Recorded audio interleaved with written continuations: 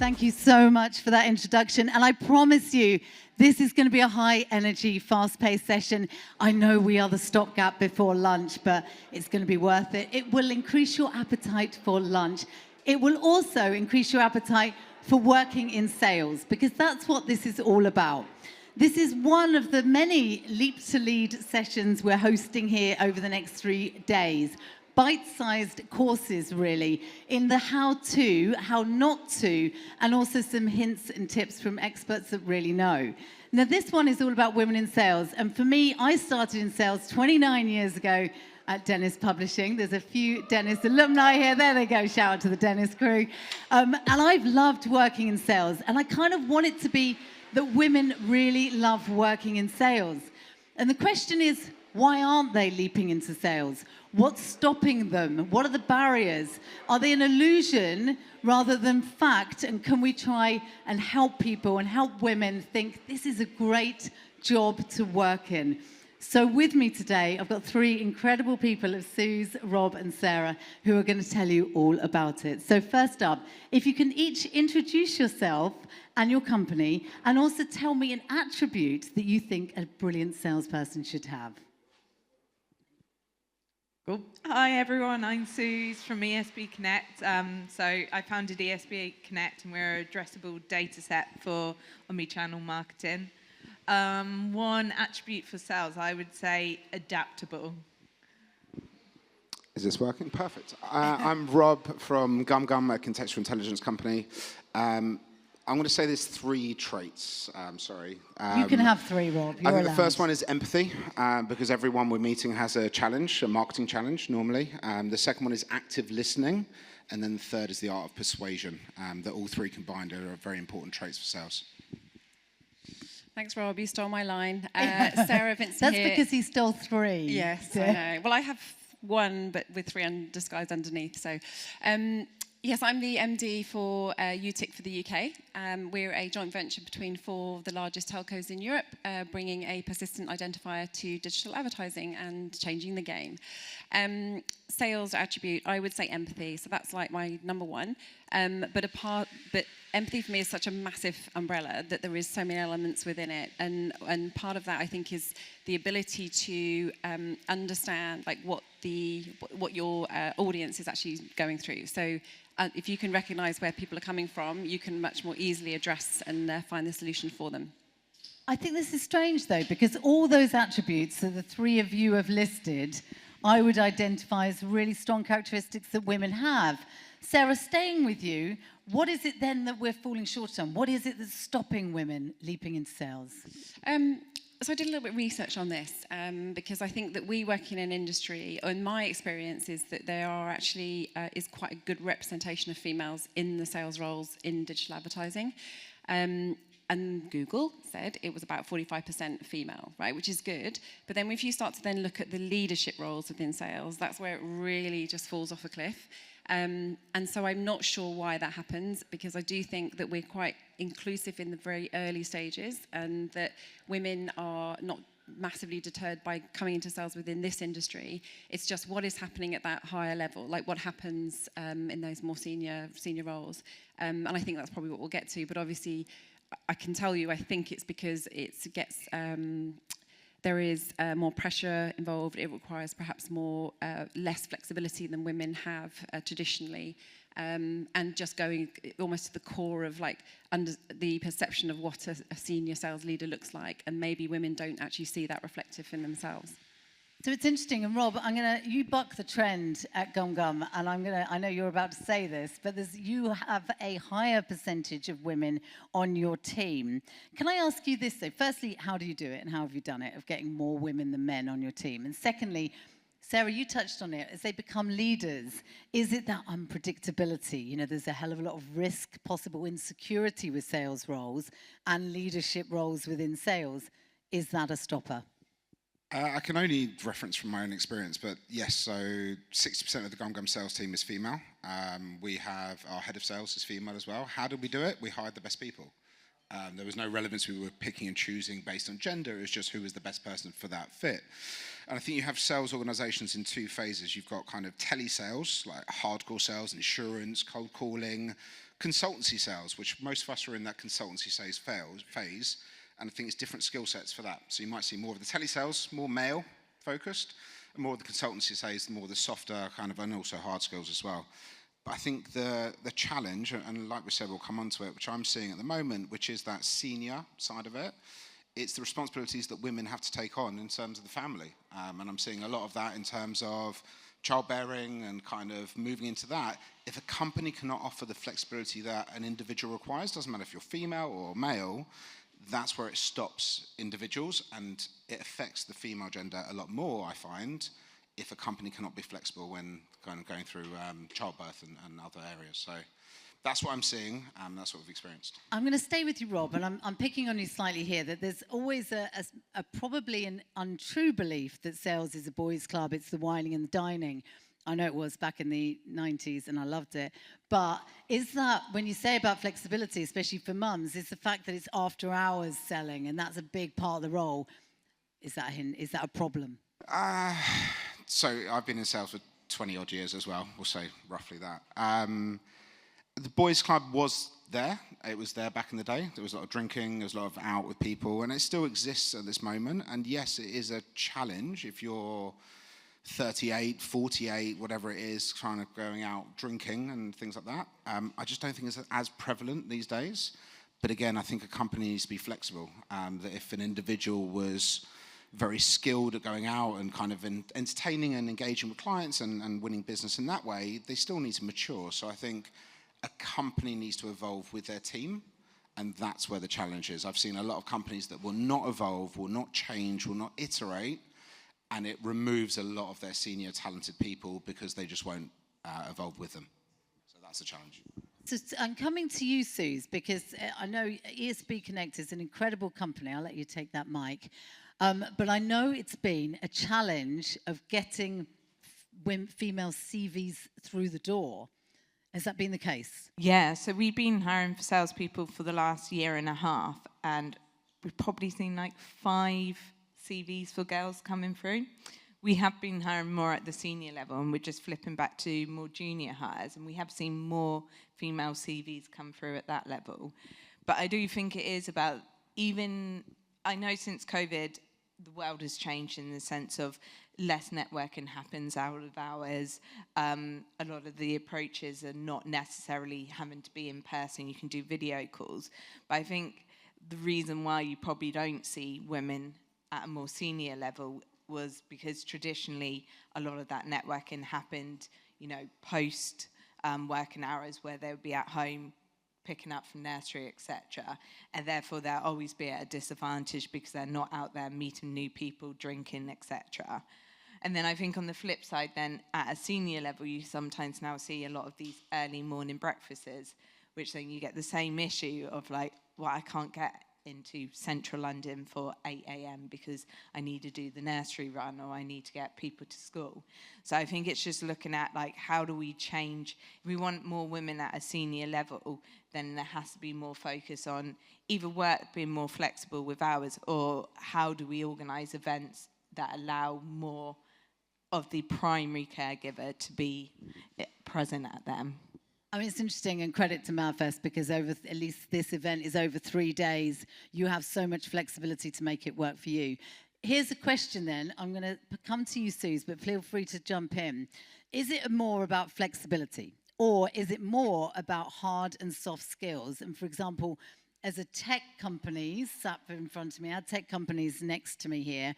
Is that what's scaring them off? Is it hard and soft skills, or is it the flexibility, or a mix? Or I would say, I think it is the flexibility, but I also think there's a perception, I guess when you look at like senior people in the sales industry, you see a lot of men, and then you see a lot of females see their career paths going more down the client services, account management, because they have no one to aspire to. And I think they then think traditionally some of the hard skills in sales are more for men, like, oh, they're better at negotiating, they're more confident, without realizing, like, in this more consultative sell well, actually women are great. They're empathetic, they're great at questioning and asking more questions and more questions, which is naturally a great sales skill.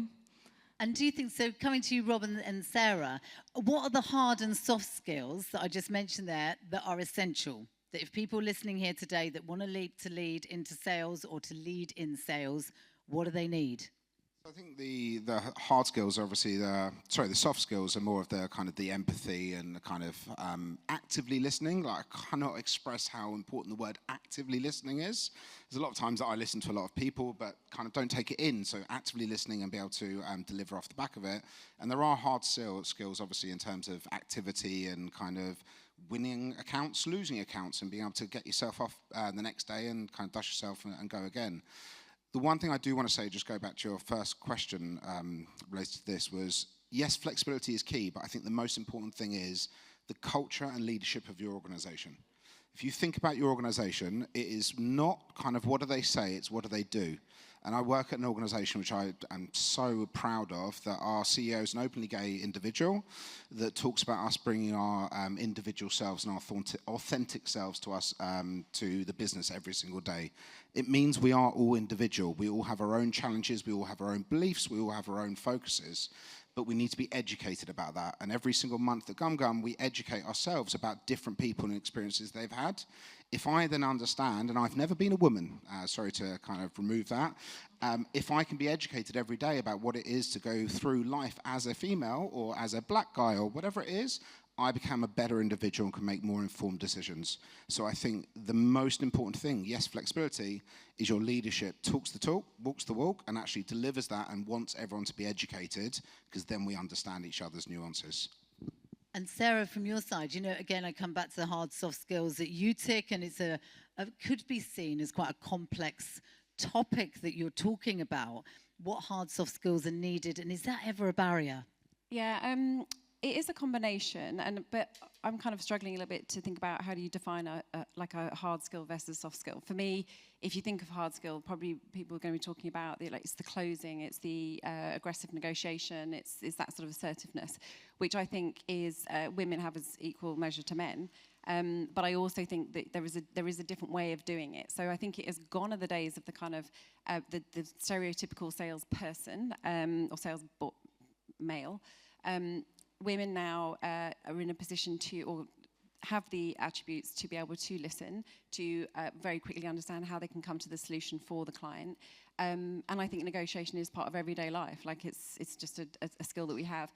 And maybe more traditional, what was sort of hard skill is actually knowing your product. Now, anybody can, if you know your product well enough, you can sell it. And you don't need to be banging on the desk. You don't need to be phoning up and talking about offers that are only available today. You just need excellent product knowledge, and then people will buy into you and the authenticity that comes with that. In terms of Utiq, it's kind of at the top level, it's a very simple solution to talk about. But when we get into more technical, we do actually have, I think, more male representation in the technical side of the business.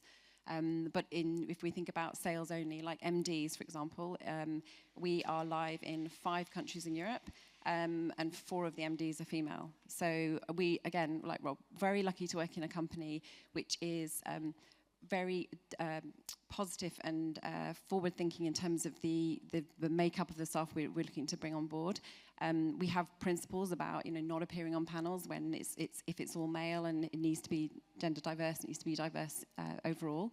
So I think that's it's a lot to do with that culture as well. And then to the final point about flexibility. I think I would challenge companies now to think about being more flexible to accommodate the needs of their staff. And in order to retain good staff, you have to be flexible. You have to be collaborative. You know that they're good people. You will get back the time if they're asking to leaving earlier. But also manage expectations with your clients as well. And so your clients don't expect your staff to be on hand 24/7. I think there's so many good things in there, and I want to unpack a little bit of it, but I want to come back to the stereotypes, because I'm curious, I think all of us could imagine in our head what we think a traditional salesperson looks like, sounds like.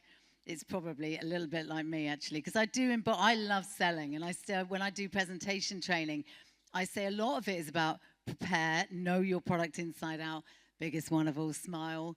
And it's that getting to know the person. And it's those things rather than the stereotypes that maybe you mentioned of that aggressive, hardcore sales. Does the stereotype still exist? can we create a new stereotype that's one that we can be proud of as a flagship for selling? To any of you. Go on, take it. I hate giving up my mic. Stereotypes exist because people believe it and think it, so it will exist. But I think 20 years ago, it doesn't exist anymore. The kind of the drinking culture, the lad culture. And I was thinking about this actually this morning about like, why does a culture become a more ladsy, drinky kind of hardcore sell, and why does it become more consultancy, thoughtful? And the only thing I can think of, but please correct me after this, is how good is your product? If your product's good and people want it, you can have an open conversation with it. If it is like we all get those calls 24/7, no one really wants your product, then it's going to be more salesy. So I think it really defines is how good is your product, how much does the market want your product, to then define the culture of your organization. So, but I think the whole ladsy side of it is now gone from what I've seen anyway. So if I can ask in the final 5 minutes, is really, let's step into a little bit more of that question of, okay, we've defined it, we've gone under the hood a little bit, but how do we get women to come more into the arena of sales? You know, how do we get them to come to ESB Connect and apply for those roles? How do we do it?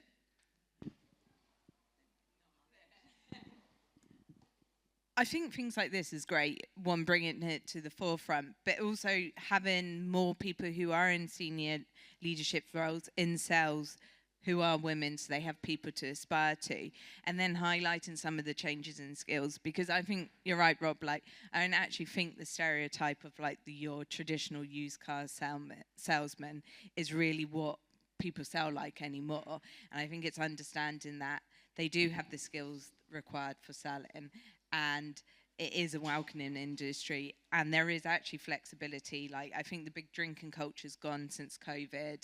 A lot of the things are in the day now, and it is a more accessible career to them. So I think it's just making that awareness, and then finally looking at people in your team at the moment and seeing, are there people in certain roles that actually could come your next best salesperson, and promoting them?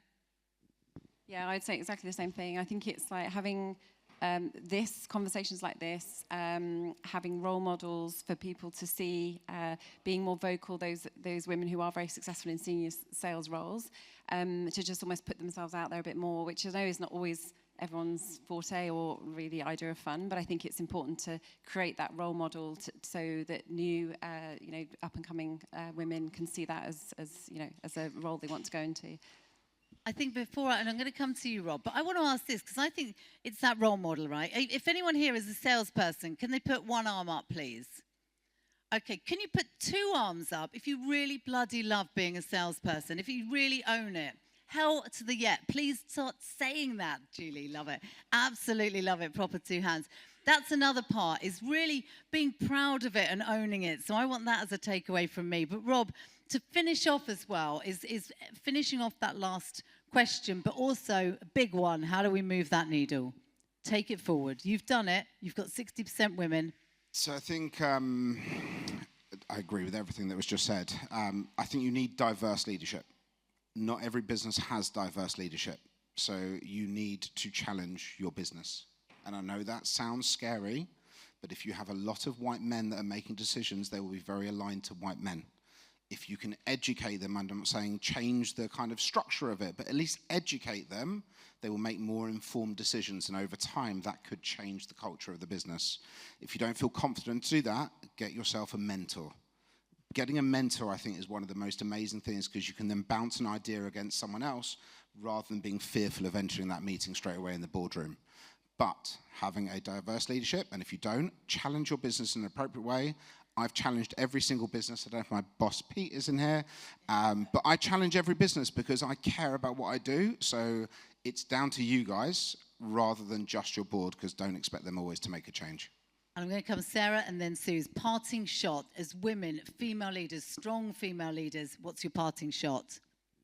I would say put yourself out there more. It's really scary, but it will pay off. And I always talk about this, but which is the power of the network. And I think things like this are incredible, where you've got strong female leaders who will help you. So always reach out for support there, and then give you that confidence to then take that back into your own organisation. I'm going to put this in 2 ways.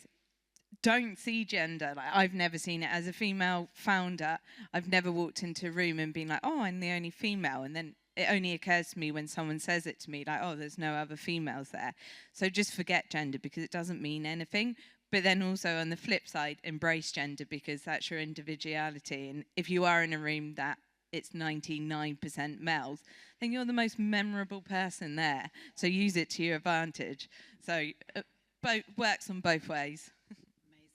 Thank you all so much. These guys will be around because I know we're moving into lunch. So please come and talk to any one of us.